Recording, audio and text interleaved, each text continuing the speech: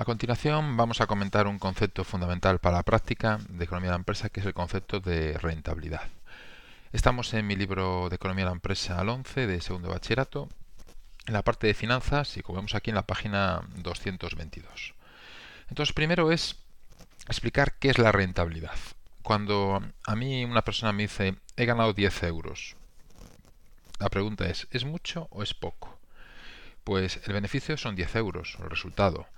Pero la cuestión es qué inversión he tenido que realizar para ganar esos 10 euros. De esto es lo que habla la rentabilidad. La inversión que he realizado para obtener esos 10 euros. Entonces me diría, como tenemos aquí, los dos conceptos. El beneficio entre la inversión. No es lo mismo obtener 10 euros en un año habiendo tenido que invertir 1.000.000 y recupero el millón más 10 euros, que obtener 10 euros habiendo invertido solo 10 euros. Invierto 10 euros y recupero los 10 y yo tengo 10 más. Entonces, esto es la rentabilidad.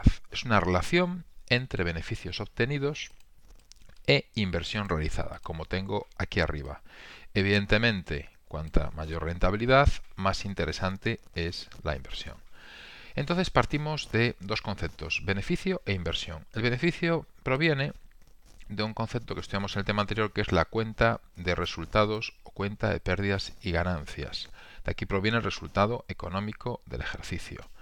Y después tenemos la inversión, que la inversión podemos medirla en función del activo, de la estructura económica que hemos tenido que crear para obtener ese beneficio, o también de la estructura financiera. Evidentemente, si hablamos de la estructura financiera va a ser lo mismo sumar activo que neto más pasivo.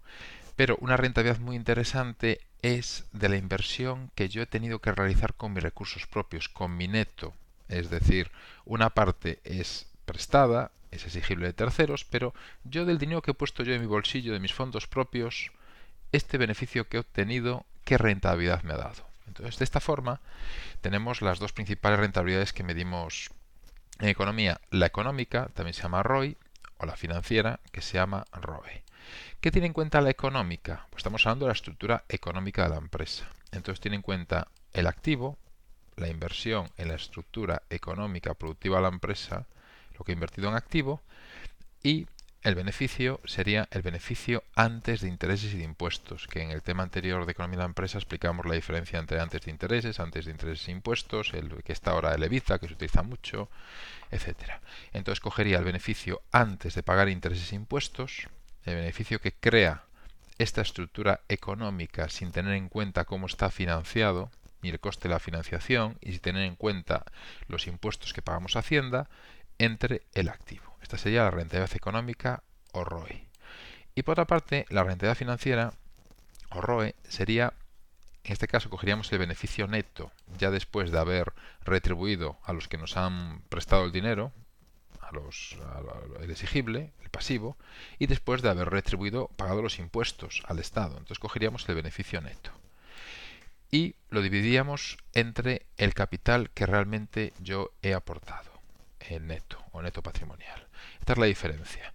Entonces ahora vamos a pasar a la página, estamos en 222, a 238, que es donde explicamos la descomposición de la rentabilidad mediante el método de DuPont. DuPont es una empresa muy conocida, creo que era química, que se dedicaron mucho a analizar la rentabilidad para mejorarla en el siglo XX.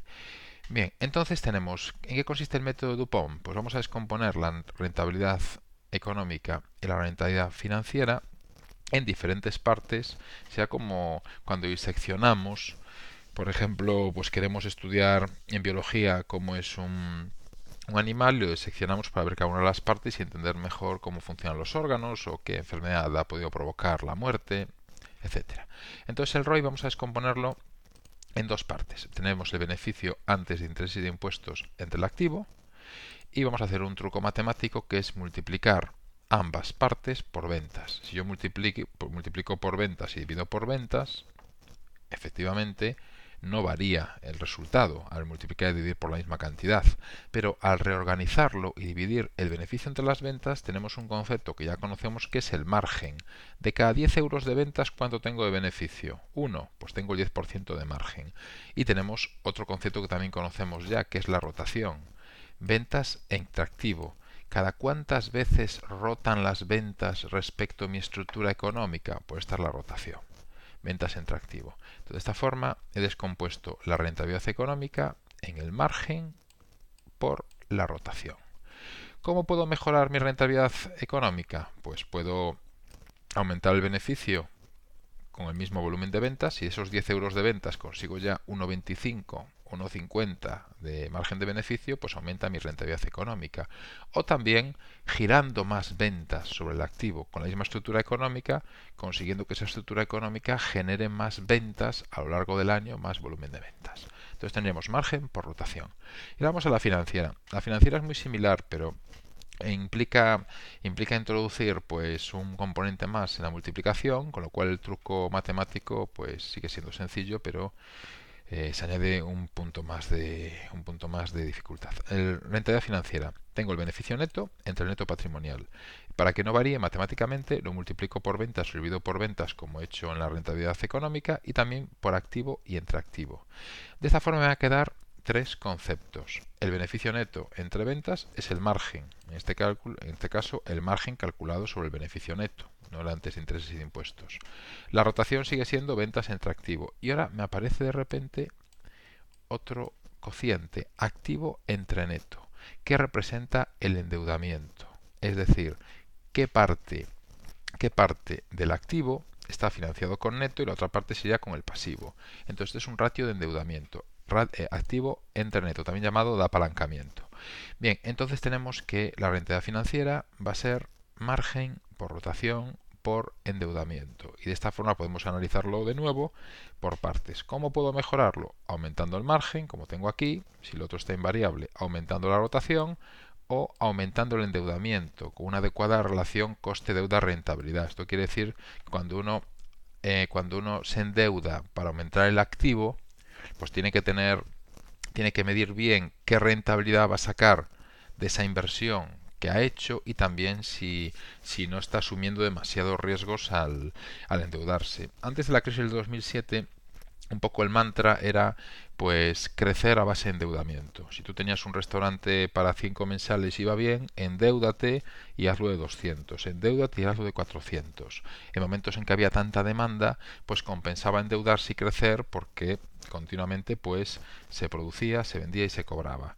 Pero claro, hoy, en la época que estamos ahora, post-crisis, aunque llevamos ya 10 años, pues hay que medir bien hasta qué punto interesa aumentar nuestra estructura económica a base de endeudamiento.